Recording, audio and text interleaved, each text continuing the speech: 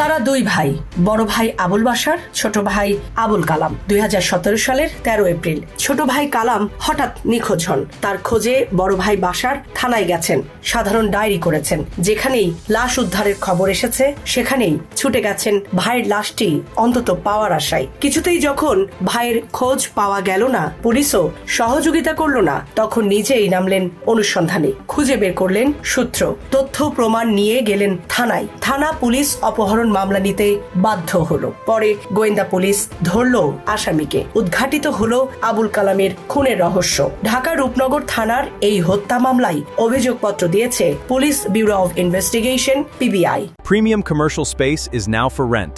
Featuring ample parking and excellent accessibility, this 4,200 square foot space is ready. Elevate your business and call us today. Abul Bashar ও আবুল কালামের বাড়ি চাঁদপুরে। বাশার ঢাকায় পুরনো গাড়ি কেনা বেচার ব্যবসা করেন। কালাম তার সঙ্গে ঢাকায় থেকে ওয়ার্কশপে কাজ করতেন। দুজনেই থাকতেন মিরপুরের দুয়ারিপাড়ায়। বাশার বলেন, তার ছোট ভাই নিখোঁজের পর থানায় জিডি করে 3 মাস থানা পুলিশের পেছনে ঘুরেছেন, তবে কোনো সহায়তা পাননি। উল্টো থানা পুলিশের হয়রানির শিকার হয়েছেন। আবুল বাশার বলেন, সহায়তা না পেয়ে একসময় তিনি পুলিশের ওপর হতাশ হয়ে পড়েন। নিজেই শুরু করেন অনুসন্ধান। তার ভাই নিখোঁজের 5.5 মাস পর লাশ উদ্ধার হয়। এই 5.5 মাস কিভাবে অনুসন্ধান চালিয়েছেন?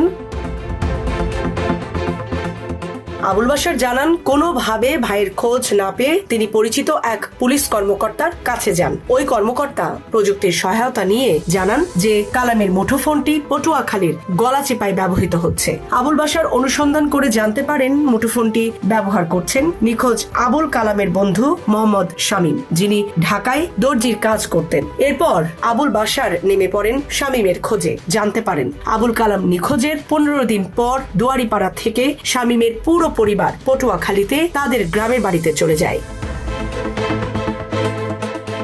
পটুয়াখালীতে গিয়ে শামীমকে খুঁজে বের করেন বাশার। তার বাড়িতে দেখা করলে শামীম ঘাবড়ে যান। এক পর্যায়ে সেখান থেকে শামীম দৌড়ে পালিয়ে যান। ঢাকায় ফিরে আবুল বাশার আবারও রূপনগর থানায় যান। সেখানে গিয়ে তথ্য প্রমাণ তুলে ধরে ঘটনার 3 মাস পর 2017 সালের 6 জুলাই শামীমের বিরুদ্ধে অপহরণ মামলা করেন।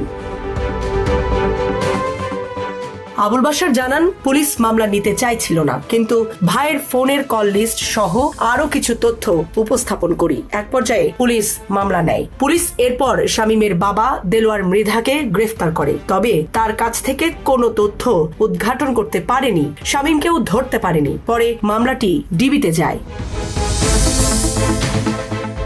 আবুল বাশারের দেওয়া তথ্য প্রমাণের ওপর ভিত্তি করেই ঘটনার 5.5 মাস পর 2017 সালের সেপ্টেম্বরে শামীম ও তার বন্ধু স্বাধীন মীরকে গ্রেফতার করা হয়। জিজ্ঞাসাবাদে তারা জানান, পাওনা টাকা চাওয়ায় তারা আবুল কালামকে খুন করেছেন। লাশ বোটানিক্যাল গার্ডেনের একটি পুকুরে কচুরিপানার ভেতরে ফেলে দেওয়া হয়েছে। ডিবি যায় সেই পুকুরে। পরপর 3 দিন ফায়ার সার্ভিসের ডুবুরিরা চেষ্টা করেও লাশ খুঁজে পাননি। পুকুর সেচে ফেলেও লাশ পাওয়া যায়নি।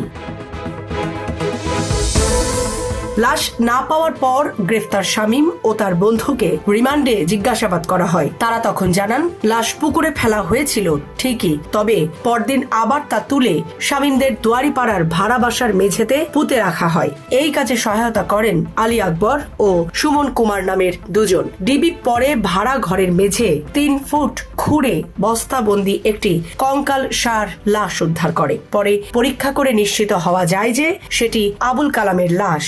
জীবন অবাক না করলে কে করবে? 28% মিল্ক ফ্যাটের অবাক করার সাথে ফ্রেশ মিল্ক পাউডার। জীবন অবাক করুক প্রতিদিন। ডিবি হত্যার ঘটনায় জড়িত 4 জনের মধ্যে 2 জনকে শনাক্ত করতে পারেনি। তাদের নাম বাদ দিয়ে 2020 সালের আগস্টে অভিযোগপত্র দেওয়া হয়। যদিও মামলার বাদী আবুল বাশার আদালতে নারাজি দেন, মামলার তদন্ত ভার যায় পিবিআই এর হাতে। পিবিআই পলাতক 2 আসামি আলী আকবর ও সুমন কুমারকে গ্রেফতার করে। গ্রেফতার 2 আসামি ঘটনার সঙ্গে জড়িত থাকার বিষয়টি স্বীকার করে আদালতে জবানবন্দি দিয়েছেন।